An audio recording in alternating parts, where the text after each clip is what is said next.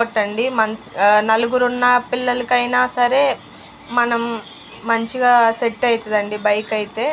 మేము ఈ బైక్స్ మీద అయితే చాలా అంటే చాలా ట్రిప్స్కి కూడా వెళ్ళామండి. మా వారైతే మేము ట్రిప్స్కి వెళ్ళేటప్పుడు బట్టలు సర్దుకోవడానికి బట్టలు ఎక్కడ పెట్టుకోవాలి, బ్యాగ్లో పెట్టుకోవాలంటే ఇబ్బంది అవుతుందని బైక్కి అయితే సైడ్లు అమ్మటి ఒక బాక్స్ లాగా చేయించారండి. ఇటు సైడ్ పక్క సైడ్ ఒకటి, బ్యాక్ సైడ్ ఒకటి అయితే 2 బాక్సెస్ అయితే పెట్టించారండి. మంచిగా బట్టలు పెట్టుకోవడానికైనా ఇంకేదైనా వస్తువులు పెట్టుకోవడానికైనా చాలా యూజ్ఫుల్ ప్రొడక్ట్స్ అయితే పెట్టించారండి. మీకు అలాంటి వాటి గురించి ఇంకా తెలుసుకోవాలి అంటే నాకు కామెంట్ చేయండి, మీకైతే పెడతాను. చూడండి, ఆ బాక్సెస్ అయితే పెట్టించారండి మాకు బట్టలకి వాటికైతే ఇబ్బంది లేకుండా.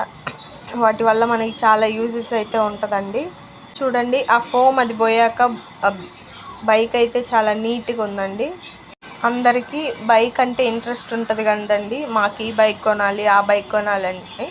మా వారికి అయితే మంచి పెద్ద బండి కొనాలని అయితే ఆశ ఉంటుంది. మా వారికి పెద్ద బైక్ కొని ఒక్కడే ట్రిప్కి వెళ్ళాలని అయితే ఆశ అండి. కానీ మేము ఉన్నామనేసి ఈ బైక్ అయితే కొన్నాడండి. లేదంటే పెద్ద బండి కొనుక్కొని మంచిగా ట్రిప్పులకి ఒక్కడే వెళ్ళాలని ప్లానింగ్ అండి.